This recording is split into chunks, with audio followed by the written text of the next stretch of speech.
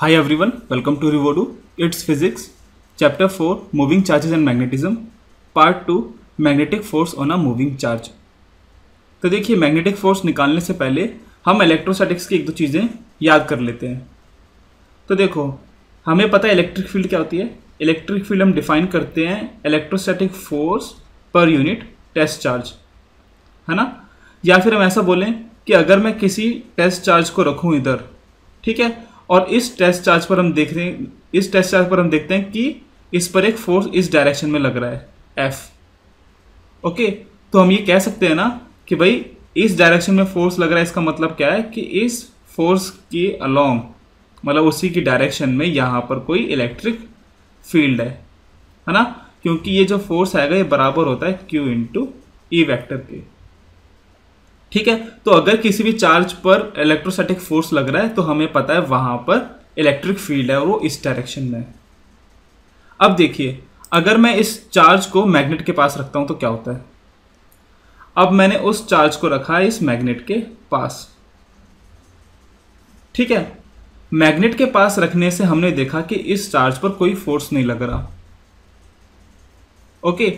लेकिन अगर मैं इस चार्ज को कुछ वेलोसिटी दूं, अगर ये चार्ज मतलब मूव कर रहा है किसी डायरेक्शन में वेलोसिटी v के साथ, तो हमने देखा कि अब इस पार्टिकल की जो वेलोसिटी है वो चेंज हो गई, है ना, वो कुछ ऊपर की तरफ आ गई, ठीक है, उसमें कुछ डिफ्लेक्शन आया।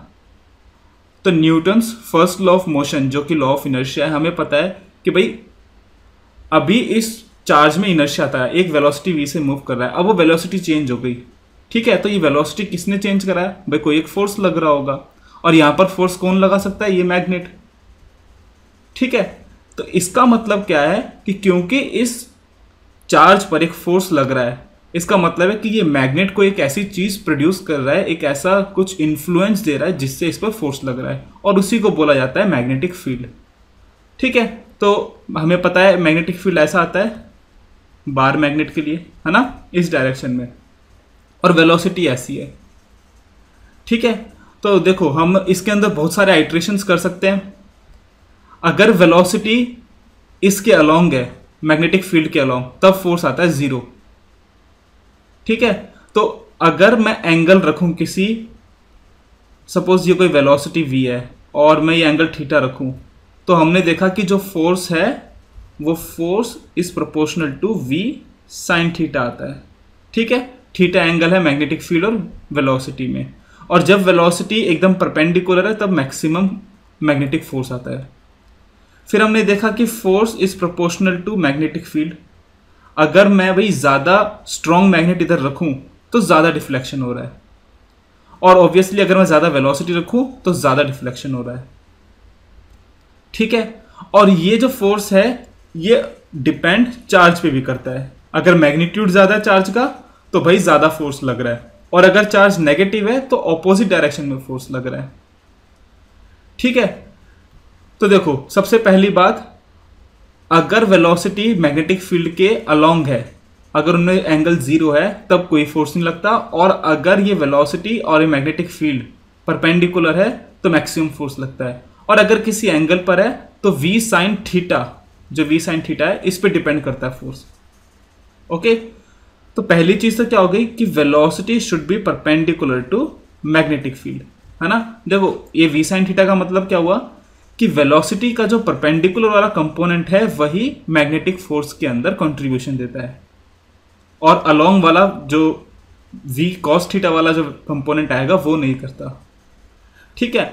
और फिर हमने ये भी देखा कि ये जो फोर्स आया ना हमारा F, ये F जो है ये परपेंडिकुलर टू वेलोसिटी होता है और परपेंडिकुलर टू मैग्नेटिक फील्ड होता है। इसका मतलब क्या है कि ये फोर्स वेक्टर, ये वेलोसिटी वेक्टर और ये मैग्नेटिक फील्ड वेक्टर, ये तीनों परपेंडिकुलर हैं एक दूसरे के, ओके। और अगर तीन क्वांटिटीज एक दूसरे के परपेंडिकुलर है तो हम कह सकते हैं ना कि क्या वो बन रहा है, वो क्रॉस प्रोडक्ट। तो मैं यहां से लिख सकता हूं कि फोर्स या फिर magnetic force is equals to Q into V cross B, ठीक है। तो ये आया हमारा रिलेशन। तो हमेशा याद रखना कि मैग्नेटिक फील्ड की वजह से किसी मूविंग चार्ज पर जो फोर्स आता है वो आता है F vector is equals to Q into V cross B. Okay, अच्छा आपको एक क्रॉस प्रोडक्ट निकालना आता होगा होपफुली, अगर नहीं आता तो आप यहाँ जाकर देख सकते हैं, मैंने कराया था। तो देखो क्रॉस प्रोडक्ट हम कैसे निकालते हैं, कोई भी दो वेक्टर्स हैं, ठीक है, लेट्स से अगर मुझे निकालना है ए क्रॉस बी, और ए वेक्टर तो है ये है ए वेक्टर और ये है बी वेक्टर, ठीक है। तो अगर मैं ए क्रॉस बी निकालना चाहता हूं तो मैं क्या करूंगा, मैं अपना राइट हैंड लूंगा और राइट हैंड का थंब जो अंगूठा है वो मैं रखूंगा ए पर, और बी पर मैं रखूंगा अपनी फिंगर्स, ठीक है। और जो मेरा हथेली है ना, जो मेरा पाल्म है, तो जो पाल्म का डायरेक्शन है वो डायरेक्शन देगा ए क्रॉस बी की डायरेक्शन, ठीक है। तो इस केस के अंदर ए क्रॉस बी कहां आएगा, मेरी हथेली कहां पर पॉइंट कर रही है, इनसाइड, ठीक है। तो इस केस के लिए ए क्रॉस बी क्या आएगा, इनसाइड। और अगर मुझे निकालना है बी क्रॉस ए, तो देखो बी क्रॉस ए के लिए मैं बी पर अपना थंब रखूंगा और ए पर फिंगर्स, तो मेरी जो हथेली है, मेरी जो पाल्म है वो कहां पॉइंट कर रही है, आउटवर्ड्स, ठीक है। तो अगर हम निकालेंगे बी क्रॉस ए, तो बी क्रॉस ए की डायरेक्शन क्या आएगी, आउटवर्ड्स, ओके, ठीक है। हमें पता है कि फोर्स बराबर होता है v क्रॉस बी। तो वेलोसिटी ऐसे है और मैग्नेटिक फील्ड ऐसे है ना, ये है मैग्नेटिक फील्ड और ये है वेलोसिटी वेक्टर, ठीक है। तो वेलोसिटी है बाहर की तरफ, स्क्रीन से बाहर, मैग्नेटिक फील्ड है हमारी राइट के अंदर, ठीक है। तो आप फिंगर्स रखिए राइट की तरफ और थंब रखिए अपनी तरफ, तो आपकी हथेली कहाँ पॉइंट कर रही है, आपकी पाल्म पॉइंट कर रही है अपवर्ड्स। तो इस पार्टिकल पे जो फोर्स लगेगा वो लगेगा अपवर्ड्स, ठीक है, यहां पर अपवर्ड्स। तो देखिए ये जो फोर्स वेक्टर है, ठीक है, हमेशा आप ये चीज है ना वेरीफाई करना कि जो फोर्स वेक्टर आया क्या ये मैग्नेटिक फील्ड के परपेंडिकुलर है और क्या ये वेलोसिटी के परपेंडिकुलर है, इन दोनों के परपेंडिकुलर आना चाहिए, ओके। तो बहुत ही आसान चीज है, इसके कुछ भी 2-4 एग्जांपल्स और कर लो आप, ओके। बिफोर दैट मैं आपको बता देता हूं कि हम है ना आउटवर्ड्स और इनवर्ड्स कैसे शो करेंगे। देखिए हम आउटवर्ड डायरेक्शन, स्क्रीन से कुछ भी बाहर आ रहा है, ठीक है, कोई भी आउटवर्ड डायरेक्शन है तो हम उसको कैसे दिखाएंगे, ऐसा डॉट।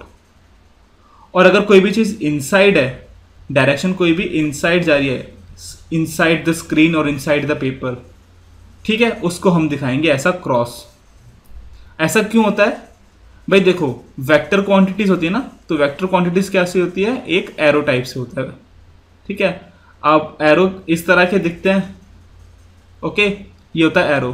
तो कोई चीज अगर बाहर आ रही है तो हम क्या देखेंगे, ये पॉइंट देखेंगे, तो इसलिए हम ये पॉइंट बनाते हैं। और अगर कोई चीज अंदर जा रही है तो हम क्या देखेंगे, टेल। अब टेल कैसे होती है, ये उस पर जो फेदर्स होते हैं इस तरह के होते हैं ना, क्रॉस बनाते हैं, तो क्रॉस। तो ये चीज आप याद रखना हमेशा, हर जगह हम यही यूज करते हैं डायरेक्शन दिखाने के लिए। अगर कोई चीज बाहर निकल रही है तो ऐसा डॉट, और कोई भी चीज अंदर जा रही है तो ऐसा क्रॉस, ठीक है। तो एक एग्जांपल करते हैं कि अगर हमारे पास मैग्नेटिक फील्ड है इनसाइड, ठीक है, मैग्नेटिक फील्ड इनसाइड है, मैंने क्रॉस बना दी, तो ये है मैग्नेटिक फील्ड, ठीक है। लेट्स से, अच्छा मैग्नेटिक फील्ड की यूनिट क्या होती है, टेस्ला, ठीक है। तो ये याद रखना, मैग्नेटिक फील्ड की यूनिट लेते हैं हम टेस्ला। तो सपोज यहां पर मैग्नेटिक फील्ड है 0.01 टेस्ला, ओके, और ये इनसाइड है। अब मैंने किसी पार्टिकल को जिस पे चार्ज है let's say 10 micro coulomb plus में ऐसे भेजा, ओके, और इसकी वेलोसिटी है 100 मीटर पर सेकेंड। तो मैग्नेटिक फोर्स कितना आएगा, देखिए फोर्स कितना आएगा, Q V cross B. Q कितना है, 10 इंटू 10⁻⁻⁶। v कितना है, 100, और b कितना है, 0.01, ठीक है। ये कितना आएगा, 100 वे 1000, ठीक है। तो ये आएगा 10 इंटू 10⁻⁻6 न्यूटन, ठीक है। इतना फोर्स लग रहा है। और डायरेक्शन कैसे निकालेंगे, भाई यहाँ पर आप अपना थंब रखो और आपकी फिंगर इनसाइड जाएंगे ना स्क्रीन के अंदर, तो कहाँ पर आपका पाल्म पॉइंट कर रहा है राइट हैंड का? अपवर्ड्स, तो फोर्स आएगा अपवर्ड्स। ओके। अच्छा एक और चीज भाई, अगर चार्ज नेगेटिव होता, ठीक है, लेट्स से अगर ये चार्ज नेगेटिव है प्लस की जगह, तो यहां पर आप -10 लिखो, ये माइनस आएगा, ठीक है। तो माइनस ऑफ दिस वेक्टर है ना, minus of v cross b, इसका मतलब क्या है कि इस केस के अंदर फोर्स आएगा नीचे नेगेटिव चार्ज के लिए। तो नेगेटिव चार्ज के लिए आप याद रखना हमेशा कि हम जो v क्रॉस b निकालेंगे उसकी ऑपोजिट डायरेक्शन आएगी। तो अगर हमारी हथेली ऊपर पॉइंट कर रही है अपवर्ड्स, तो नेगेटिव चार्ज पे फोर्स कहाँ लगेगा? डाउनवर्ड्स, ठीक है। या फिर आप मैथमेटिकली देख सकते हैं कि भाई अगर आप q के अंदर साइन लगा दोगे तो अपने आप ही देख लेगा उसको, ठीक है। जैसे कि एग्जांपल से करते हैं, देखो एक और क्वेश्चन है कि हमारे पास मैग्नेटिक फील्ड है 4 × 10⁻³ k वेक्टर, ठीक है। टेस्ला है ऑब्वियसली, यूनिट क्या है? टेस्ला। और हमारे पास मैग्नेटिक फोर्स है 4I + 3J × 10⁻⁻10 न्यूटन, ठीक है। और हमारे पास चार्ज है सपोज -1.0 × 10⁻⁹ कूलम। तो हमें बताना है कि वेलोसिटी वेक्टर क्या होगा। ओके, तो देखिए हम फॉर्मूला क्या यूज करेंगे? फॉर्मूला हम ये यूज करेंगे, F vector is equals to Q × V cross B, ठीक है। अब देखिए यहां पर है ना, आपको नेगेटिव पॉजिटिव इसकी कोई टेंशन नहीं लेनी, क्योंकि मैथमेटिक्स अपने आप ही सब कुछ ढंग से सॉल्व कर देगा। तो देखिए हमें फोर्स दिया हुआ है, हमें फोर्स कितना दिया हुआ है? 4I + 3J × 10⁻⁻10, ठीक है। और हमें Q दिया हुआ है, Q कितना है? 1.0 नेगेटिव में 1.0 × 10⁻⁻9 कूलम, है ना, ये दिया हुआ है, ठीक है। और हमें ये V क्रॉस B निकालना है। अब देखो हम है ना V को मानते हैं कि V बराबर है Vxi + Vyj + Vzk, ठीक है। तो क्रॉस प्रोडक्ट आपको निकालना आता होगा, नहीं तो आप मेरी वीडियो में जाके देख सकते हैं। पहले हम V क्रॉस B निकालते हैं। तो देखो V क्रॉस B हम कैसे निकालेंगे? I J K, V कितना है? Vx Vy Vz, और B कितना है? सब कंपोनेंट 0, बस K वाला कंपोनेंट है, ठीक है। तो 0 0 और ये कितना था? 4 × 10⁻⁻3, तो 4 × 10⁻⁻3, ठीक है। तो यहां से ये कितना आएगा?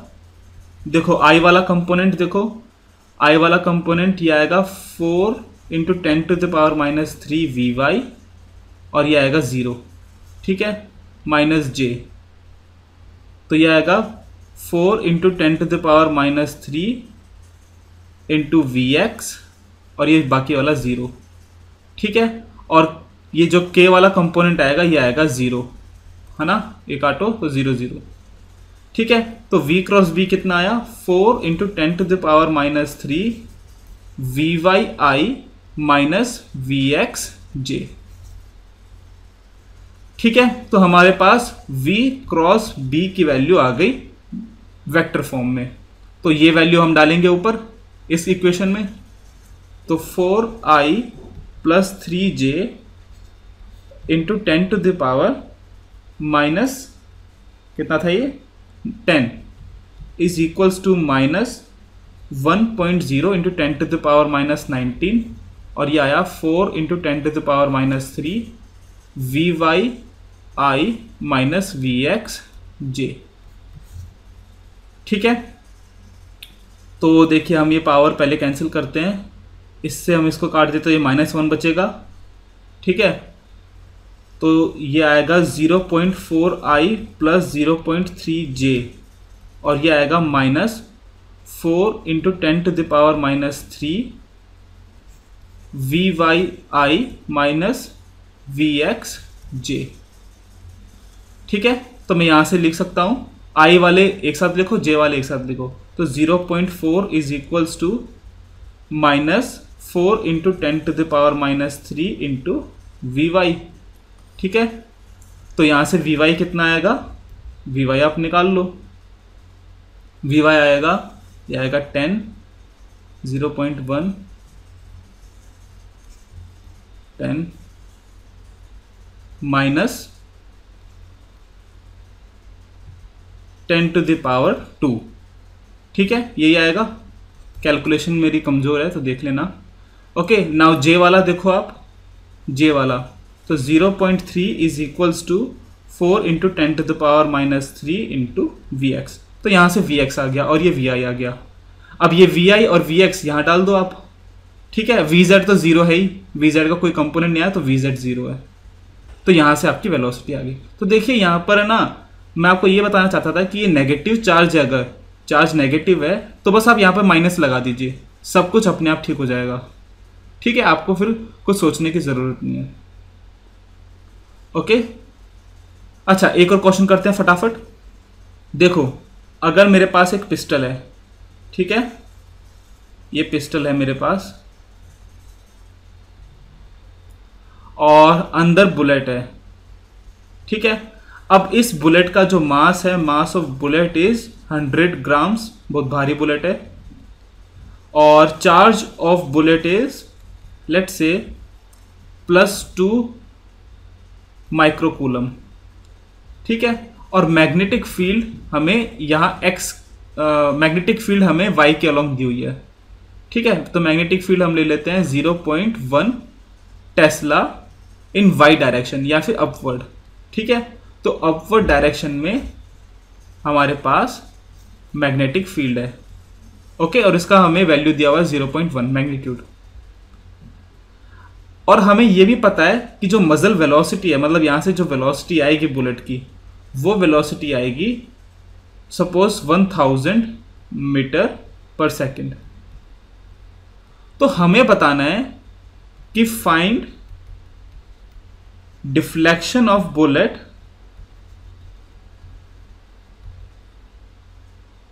while it travels 100 metre. ठीक है, ये ले लेते हैं कि जब ये बुलेट 100 मीटर ट्रैवल करेगी तो इसमें कितना डिफ्लेक्शन आएगा। तो देखिए, पहली बात, इसमें डिफ्लेक्शन क्यों आएगा, क्योंकि जब ये बुलेट यहां से निकलेगी, इस पे चार्ज है। ठीक है, अब एक चार्ज पार्टिकल इस वेलोसिटी के अलोंग ऐसे जा रहा है 1000 से, तो हमें पता है मूविंग चार्ज के ऊपर फोर्स लग सकता है मैग्नेटिक फील्ड, क्योंकि वो दोनों परपेंडिकुलर है। तो देखिए, आप अपना थंब रखें इसके अलोंग, वेलोसिटी के अलोंग। ठीक है, थंब ऐसे रखें और फिंगर ऊपर, तो आपका हथेली कहाँ पॉइंट कर रहा है, आउटवर्ड्स।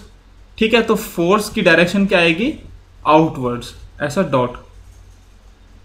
ओके, तो हम पहले फोर्स निकालते हैं। तो फोर्स कितना आएगा, फोर्स आएगा Q into V cross B. ठीक है, हमें डायरेक्शन पता है तो सीधा मैग्नीट्यूड निकालते हैं। Q कितना आएगा, Q है 2, तो 2 इंटू 10⁻⁻6। वेलोसिटी है 1000, वेलोसिटी है 1000 और मैग्नेटिक फील्ड कितना है 0.1।